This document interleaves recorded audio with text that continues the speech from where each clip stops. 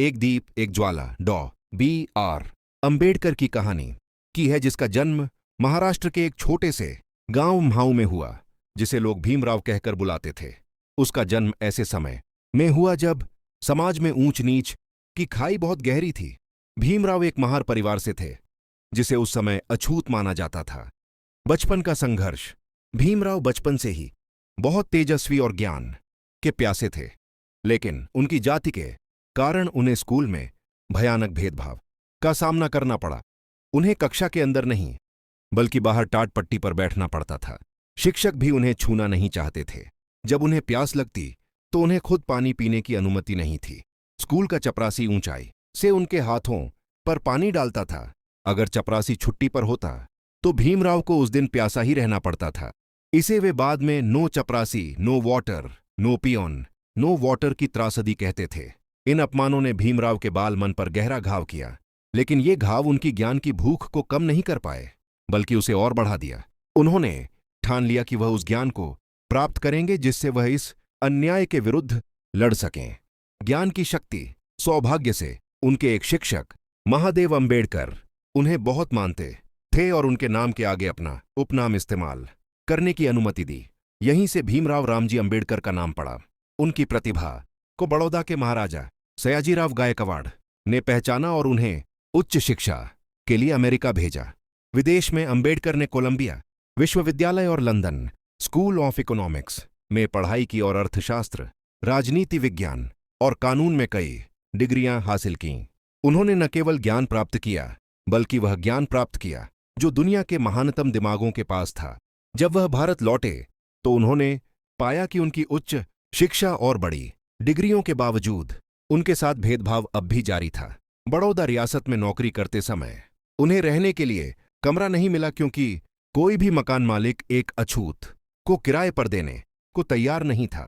उन्हें दफ्तर में भी उनके सहयोगी अछूत मानते थे और फाइलें फेंक कर देते थे। संघर्ष का आह्वान। इन अनुभवों ने डॉ अंबेडकर को झकझोर कर रख दिया। उन्होंने अपनी सारी ऊर्जा और ज्ञान समाज से छुआछूत की बीमारी को मिटाने में लगा दिया। उन्होंने कहा, मैं तुम्हें ये नहीं सिखाऊंगा कि एक दूसरे से नफरत कैसे की जाए। मैं तुम्हें सिखाऊंगा कि तुम्हें अपने लिए लड़ना कैसे है। मूक नायक और बहिष्कृत भारत। उन्होंने अखबार शुरू किए ताकि समाज के दबे कुचले लोगों की आवाज सरकार और उच्च वर्ग तक पहुंच सके। महाड़ सत्याग्रह 1927। यह एक ऐतिहासिक आंदोलन था जहां उन्होंने दलितों के साथ मिलकर एक सार्वजनिक तालाब चवदार तालाब से पानी पीकर यह घोषणा की कि पानी एक प्राकृतिक संसाधन है जिस पर सभी का अधिकार है। गोलमेज सम्मेलन। उन्होंने लंदन में हुए गोलमेज सम्मेलनों में दलितों के प्रतिनिधि के रूप में भाग लिया और उनके अधिकारों के लिए मजबूती से आवाज उठाई। संविधान के निर्माता। जब भारत स्वतंत्र हुआ तो देश के नेताओं ने डॉ अंबेडकर के ज्ञान और कानून की समझ को पहचाना। उन्हें भारत का पहला कानून मंत्री बनाया गया और सबसे महत्वपूर्ण, उन्हें संविधान मसौदा समिति का अध्यक्ष नियुक्त किया गया। भीमराव, जिसने एक समय स्कूल में बाहर बैठकर पढ़ाई की थी, अब आधुनिक भारत की नींव लिख रहे थे। उन्होंने एक ऐसा संविधान बनाया जो हर नागरिक को समानता, स्वतंत्रता और न्याय का अधिकार देता है।